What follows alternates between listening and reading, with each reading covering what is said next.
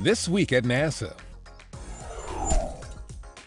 Views from above of the storm system associated with the destructive May 20th EF5 tornado in Oklahoma.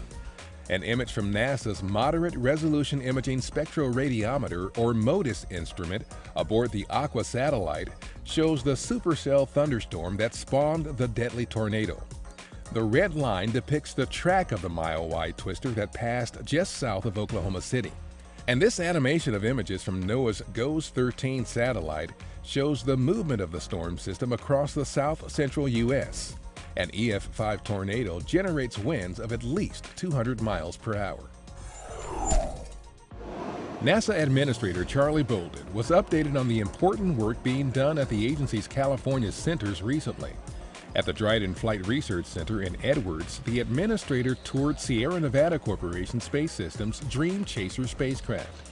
The Dream Chaser test article will be evaluated later this year as part of NASA's Commercial Crew Program to develop safe, reliable, and cost-effective access to and from the International Space Station and low Earth orbit.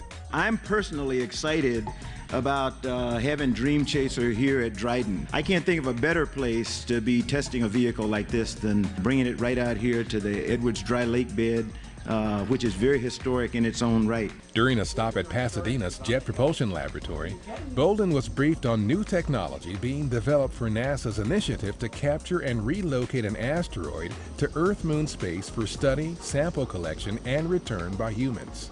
JPL continues to play a critical role in our plans to develop a mission to identify, capture, and redirect an asteroid. This mission represents an unprecedented technological challenge, raising the bar for human and scientific exploration and discovery. And at Ames Research Center in Moffett Field, Bolden saw work being done with additive manufacturing, also known as 3D printing, a critical part of President Obama's push for a strong American manufacturing sector, and the PhoneSat nanosatellite technology program, which builds small satellites with off-the-shelf cellular phone technology. On May 31st, an asteroid believed to be about 1.7 miles long named 1998 QE2 will sail safely past Earth, about 3.6 million miles away. According to astronomers, this encounter with QE2 at 4:59 p.m. Eastern Time will be the asteroid's closest approach to Earth for at least the next 2 centuries.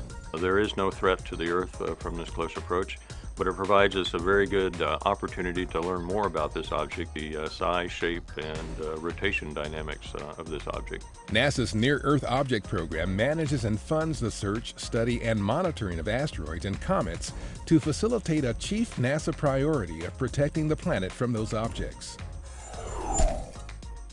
Jack Fisher was one of 4 NASA astronauts to fly simulated landings of the Dream Chaser spacecraft at the Langley Research Center. Everybody's buckled in, everybody good to go? The 3-day simulations in a mock-up cockpit gave astronauts a feel for how the Sierra Nevada Corporation's winged vehicle will handle from the moment it enters Earth's atmosphere through a runway landing. Sierra Nevada Corporation is working with NASA's Commercial Crew Program to refine the design of the Dream Chaser for future missions to low Earth orbit. NASA's Curiosity rover has drilled into its second rock on the red planet. Curiosity drilled a 2.6-inch deep hole into a rock called Cumberland, located about 9 feet east of John Klein, the rock Curiosity drilled into 3 months ago. Plans call for delivering portions of the Cumberland sample to laboratory instruments inside the rover for analysis and comparison to samples from John Klein, which indicated that long ago, conditions favorable for microbial life existed in that area of Mars.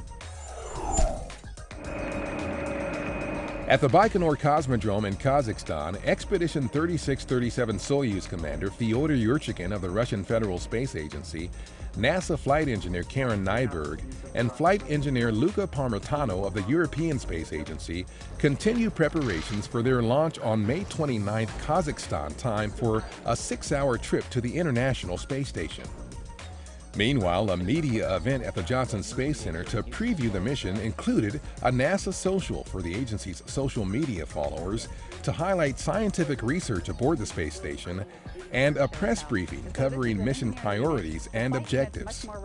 Yurchagin, Nyberg, and Parmitano will join flight engineer Chris Cassidy of NASA and Station Commander Pavel Vinogradov and flight engineer Alexander Mazurkin of the Russian Federal Space Agency, who've all been in orbit since late March.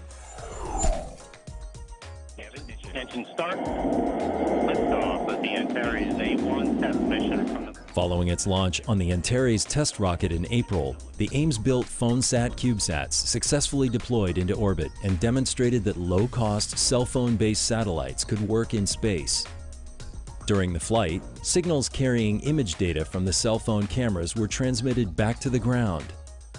Volunteer amateur ham radio operators worldwide recorded and uploaded the data to the research team at Ames to form pictures of the Earth.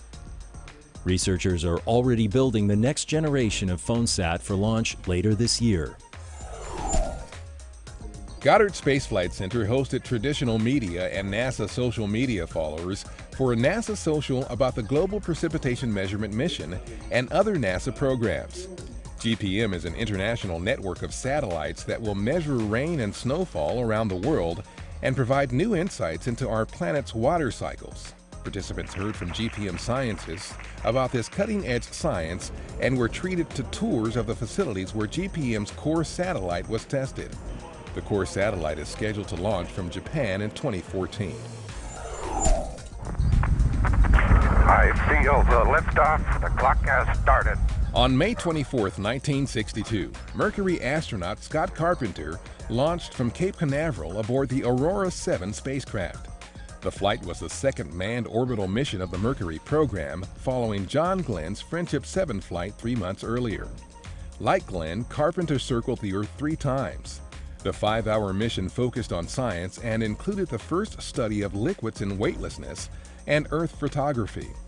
A targeting mishap during re-entry took the spacecraft about 250 miles off course. However, Carpenter and Aurora 7 were safely recovered after splashdown in the Atlantic Ocean. And that's This Week at NASA. For more on these and other stories, or to follow us on Facebook, Google+, and other social media, log on to www.nasa.gov.